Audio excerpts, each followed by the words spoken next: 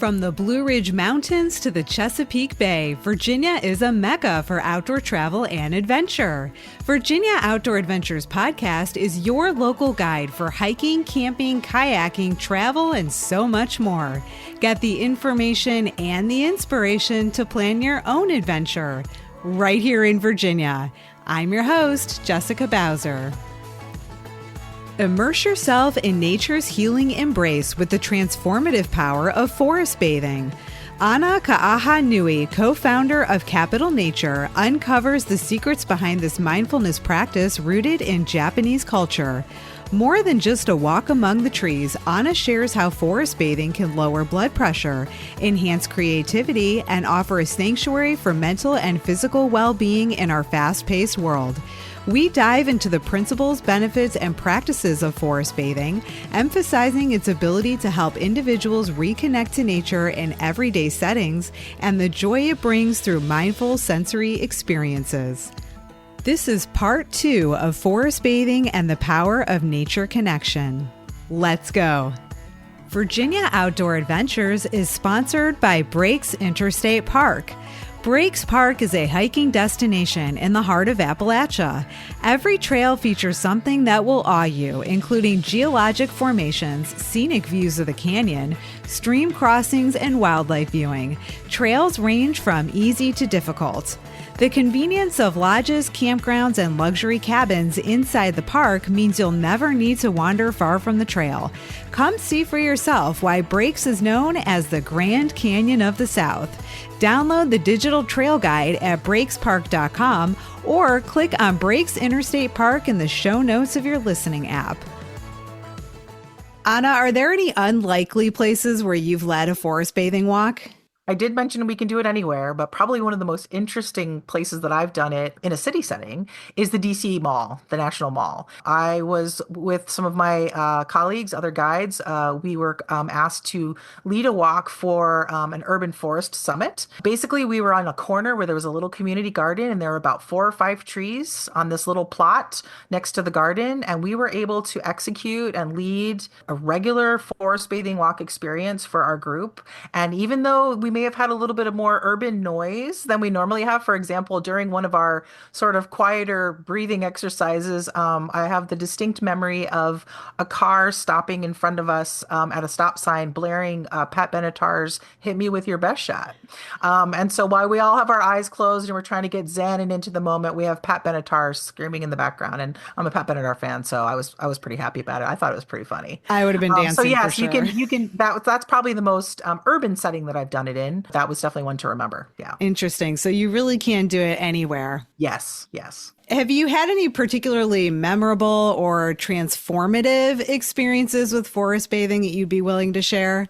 I have a couple, actually. I led a walk a few years ago for the staff of a nonprofit in DC called Ward 8 Woods. And Ward 8 Woods is a service organization that goes into the parks. Ward 8 has many parks, and they pull out trash and invasives.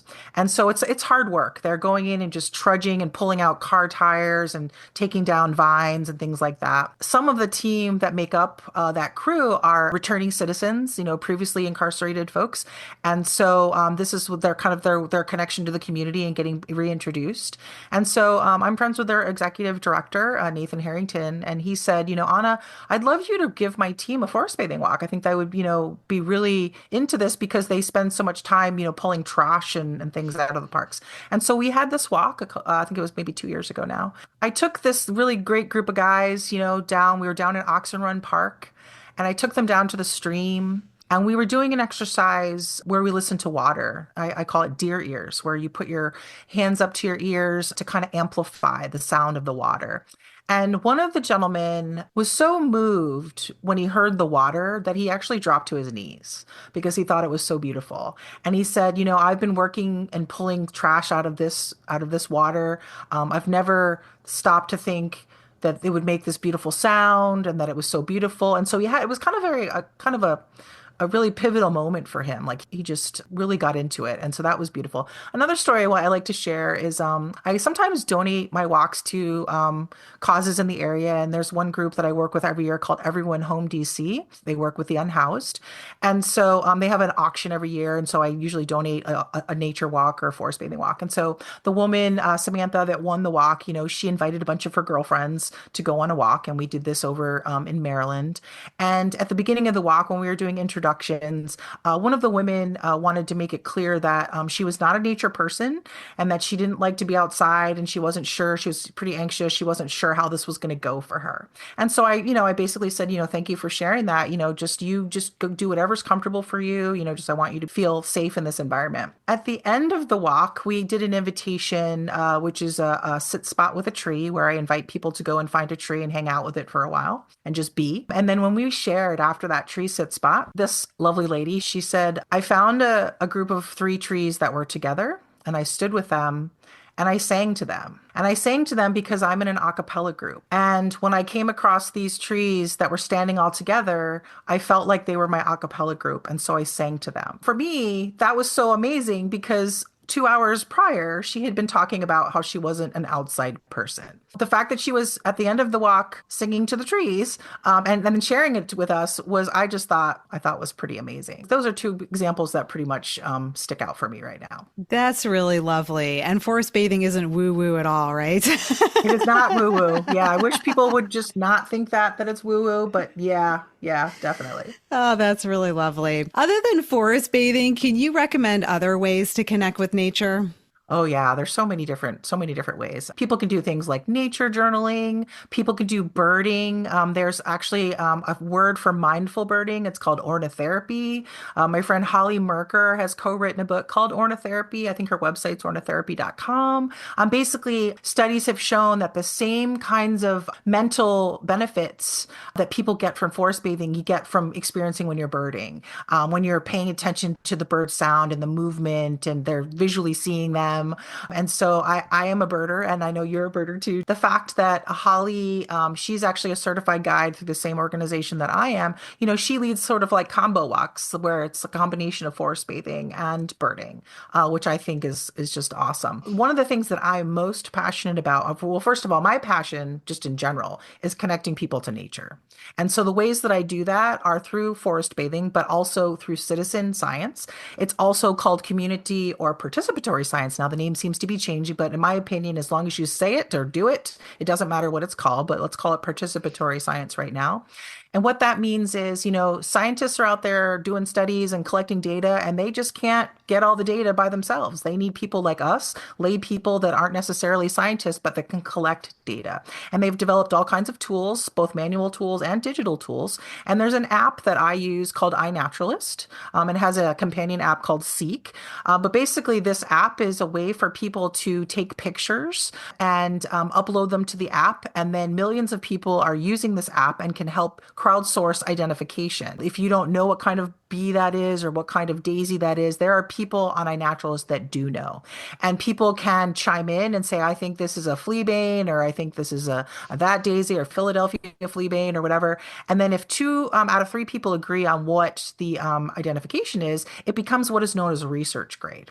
So when I learned actually probably close to 10 years now, that my photos, because I am a photographer, that my photos of nature could contribute to scientific research, I was sold. I'm thinking everyone's using their phones all the time. Everyone's outdoors. They're taking pictures of that butterfly. They're taking pictures of that caterpillar or that pretty flower. If everybody knew that, hey, did you know that if you just upload those pictures to this app, you're contributing to science? And you might ask, like, well, where does the data go? Well, when it becomes research grade, there's a website called GBIF, the Global Biodiversity Information Facility. It's this massive clearinghouse of data. And so all of these data points go up into GBIF, and then people can use those for research papers. So a lot of things are cited. So iNaturalist as an organization, they can say every year, like, our data from you guys, you the citizen scientists, the community scientists, contributed to X number of reports because of the data that you found. Another really compelling reason I think that people should be using something like iNaturalist is it helps land managers make decisions.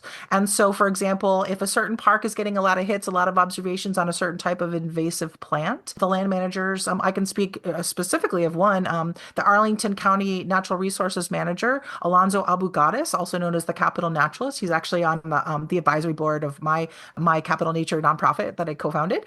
Because he's a natural resources manager, they look at that data and then they can see like, oh, X Park looks like they have a lot more wineberry. Like we better get people out there to pick that stuff up. And so I just think that's a really, it's a win-win. It's a win-win. People are out anyway. They're paying attention to things. They're learning. iNaturalist is also a social platform. I have made so many naturalist friends through the platform based on interactions that I've had about identifying a certain type of mushroom or a slime mold or something like that. Like you just make connections. And what's really great is I think one of my favorite memories is I was at Wolf Trap Park, National Park, leading a forest bathing walk. And there was a woman that I had connected with on iNaturalist, and she happened to be there on a volunteer day pulling weeds at Wolf Trap. And she heard that I was there in the park, and she waited around in the parking lot and then introduced herself to me. And she said, "Hey, I'm Isabella. I'm Isabella from iNaturalist." And it was so cool to like meet her in person. That practice of going out and being in nature and gathering this information is I think it's just a wonderful thing. Adventure seekers will find endless opportunities in Grayson County, where many of Virginia's iconic trails and landmarks excite hikers, cyclists, paddlers, and happy campers alike. Imagine this: you're hiking on one of the most scenic sections of the entire Appalachian Trail through the George Washington and Jefferson National Forests. Summiting Mount Rogers or White Top Mountain, the two highest peaks in Virginia, or strolling through the valley of Elk Garden, where the now extinct eastern elk once roamed. Or maybe your perfect day is on the water. Grayson County is home to the New River, one of the oldest and most scenic rivers in the world. Enjoy a leisurely Class 1 float with the family or adrenaline-packed Class 3 rapids. Navigate the waters using the New River Float Calculator to plan your trip. The app factors flow rate, water levels, weather conditions, vessel type, and more to calculate float times from point A to point B.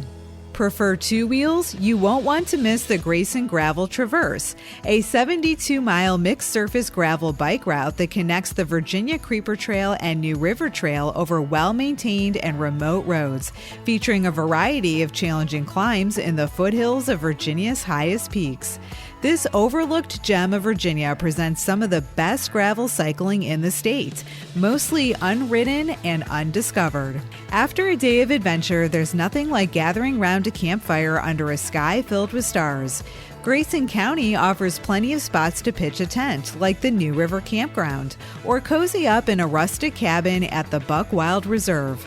Discover why Virginia is for outdoor lovers. Start your Grayson County adventure at the historic 1908 Courthouse and Visitor Center, or access the Visitor's Guide online by clicking on Visit Grayson County in the show notes of your podcast listening app.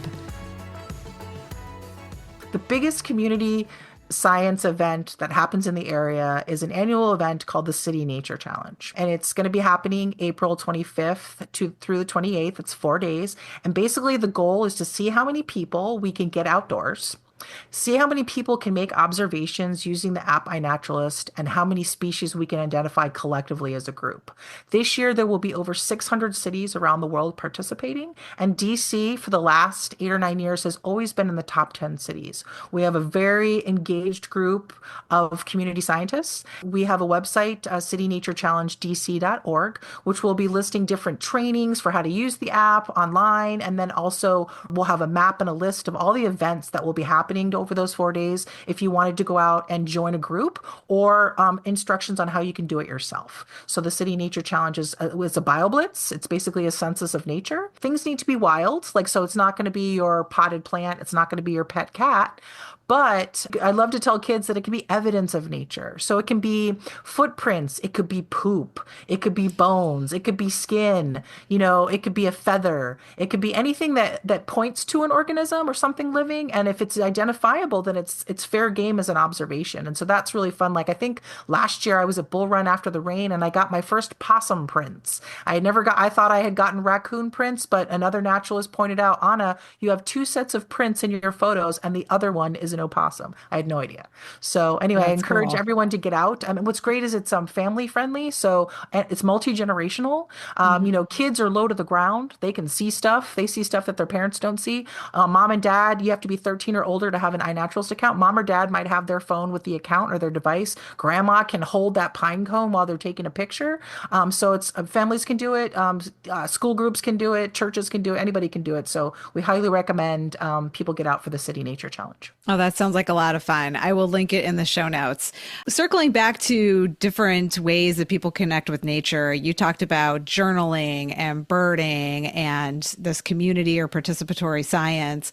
How much time does someone need to actually spend like doing these activities to see results? The studies have shown recently that 2 hours per week is kind of the sweet spot for seeing results, for seeing these physical and mental benefits. That's where they are right now, about 2 hours a week. And that doesn't have to be 2 hours all at one time. It could be spread out over the week. So even small bursts or doses going out like you do to look at your garden, all of that adds up.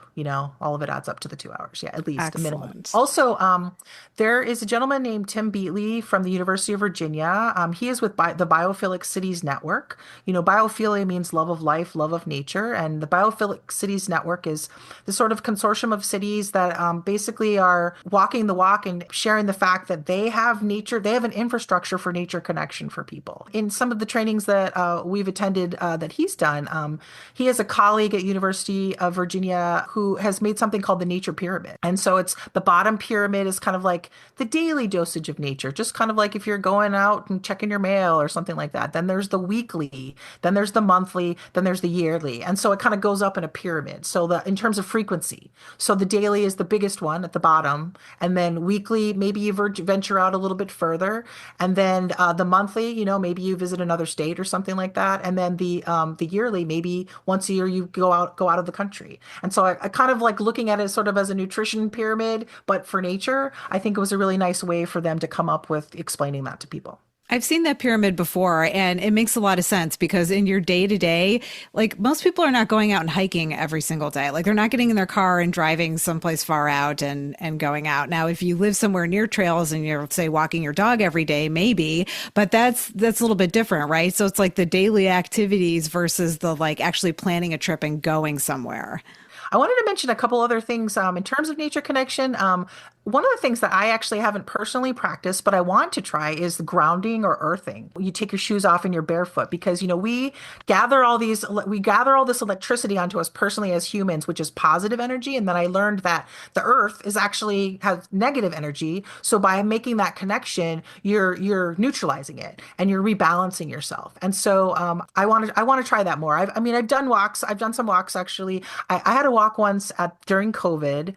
I was supposed to be doing a forest bathing walk for a wedding during COVID, and it was canceled, unfortunately. But the Arboretum let the wedding couple, the day of the supposed wedding, bring 6 people to the closed Arboretum and have it for 4 hours to themselves.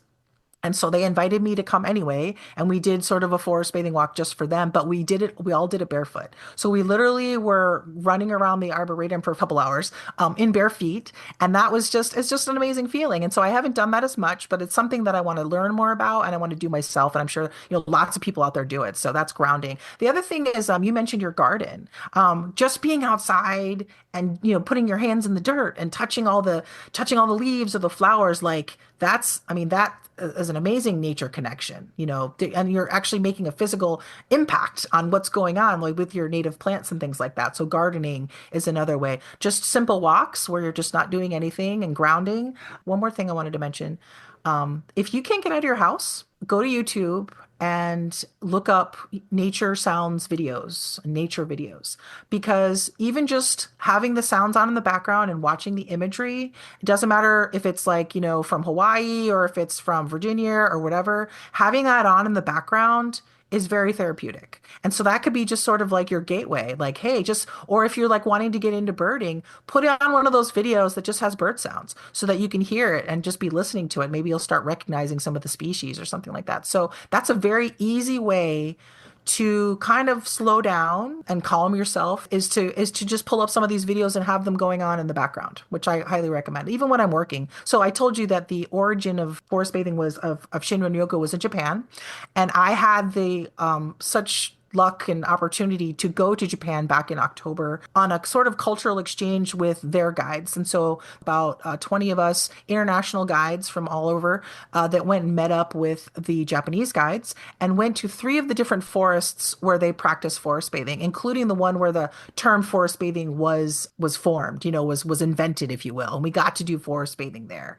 And so leading up to my trip, I just played nothing on YouTube but like Nature of Japan videos, like in the background, just so that I can kind of prep myself for when I actually got to go there. So highly recommend. It's funny that you mentioned grounding because I just did an episode. The guest name is Alejandra from Girls Who Hike Virginia, and we hiked Old Rag together. And when we got up there, she took her shoes off. And mind you, this was like in winter, so it was freezing. But she's up there walking on the rocks in her bare feet. And I was like, what are you doing? And she told me that she had heard about this thing called grounding that she had learned about and that she wanted to try it. And then after she tried it, she really, really enjoyed it. Now she does it as part of her regular practice. So whenever she gets to the summit, she takes off her shoes and she walks around and just connects to the earth.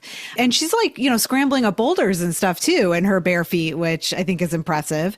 And she said it just changes the experience for her, but that also afterwards, her feet just feel really good. Like they've just been massaged when she puts them back in her boots. Yeah, I definitely want to do it more. I want to do it more. It's funny, like, I think for me on a walk, like usually when I go on a walk, we try to remind people that they need to like be mindful of ticks if it's tick season, so you have socks and things on. And so the pulling all that stuff off and then putting it back on and putting, back and forth. So logistically for me during my walks, it just doesn't work for me right now, but you never know. I might be in a different scenario, where it's totally appropriate for, hey, just like it was at that one time, the Arboretum, like, hey, let's just throw our shoes off and go around. Yeah. Right. Yeah. Whether you're after a relaxing picnic or a 2-week vacation, leave life's daily pressures behind and reconnect with nature and family at a nearby state park.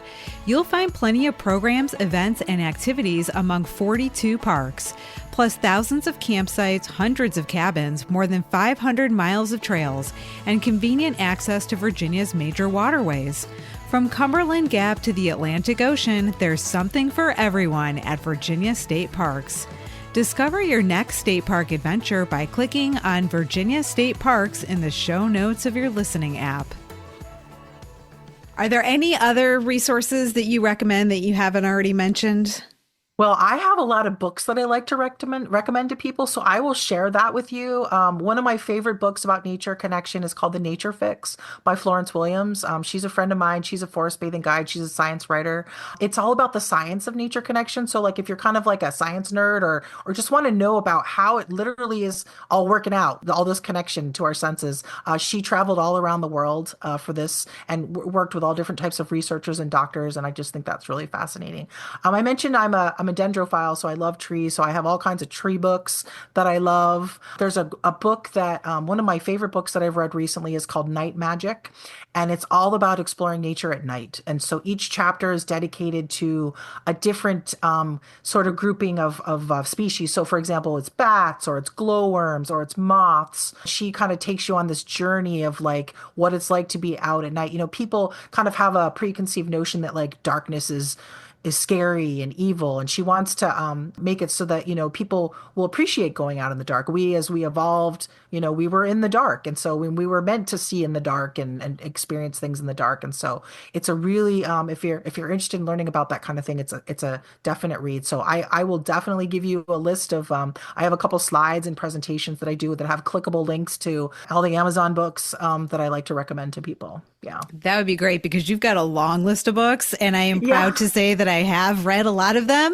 But there's a lot more that I was like, oh, this one's going to be good. And so and you recommended one to me that I just downloaded, the Bad Naturalists. That's right, Bad Naturalists. That just came out this month, I think, and the publisher sent me a copy before it was available to the public. So I'm still I'm very close to the end of it, but I'm really enjoying that one. And that author is from Virginia, so it feels very much like home. Like when she's talking about the different places in the book, I'm like, oh yeah, I know where that is. So like there's that homegrown connection, I guess. I can't wait to get into it. I've already downloaded. I listen to my books on Audible, so I can't wait to listen to it. Okay, Anna, I think we're going to have to land this plane pretty soon. How can listeners connect with you?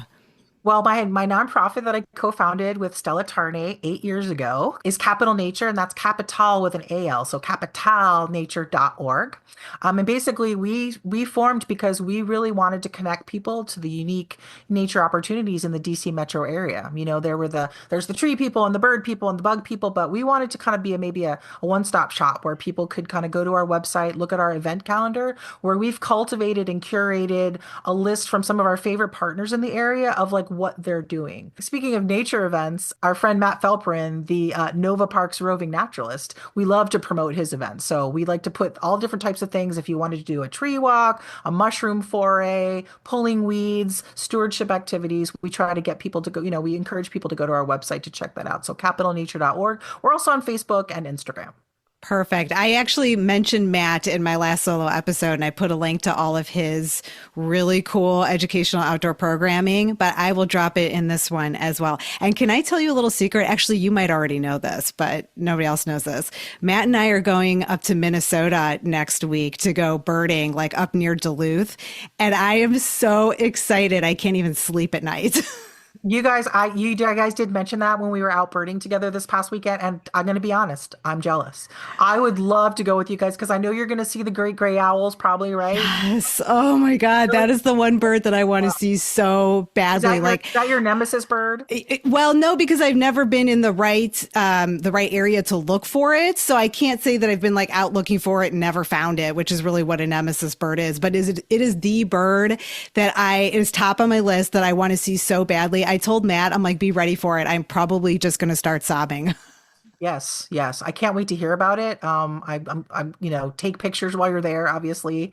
So I can't wait to see. Yeah, I just love when you get together with people that share your passion. It just kind of really enhances it, right? It's Yes. like when everybody's like so into the birds or so into the trees and so into the mushrooms, that type of thing. Yeah, it's really exciting. And we've been talking every night about what species we're going to see and, what kind of mammals are going to be up there and what the weather's going to be like and how to get ready for it. And it's like two kids in a candy shop. We're just so excited. You're going to have to tell Matt to remind him from me that please make some iNaturalist observations while you guys are up there. Oh, I don't need to remind him. He's all over that.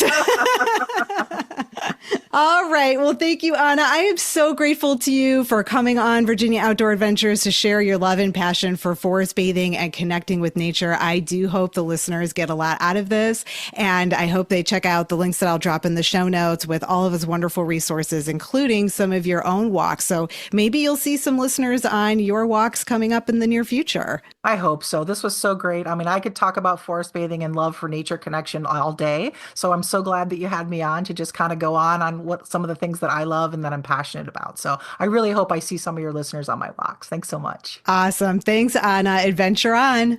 Adventure on. Virginia Outdoor Adventures is inspired by and supported by listeners like you, which is why your messages and feedback mean so much to me. You can text me directly by clicking on Send Jessica a Text Message in your show notes. I answer questions, respond to comments, and share your feedback on the show. Never miss a new episode. Sign up for my email newsletter and receive my listener resource guide with the top podcast episodes, a Virginia Outdoor bucket list, and exclusive brand discounts for my listeners. Click on newsletter sign up in your show notes or visit virginiaoutdooradventures.com. Thanks for listening. Until next time, adventure on.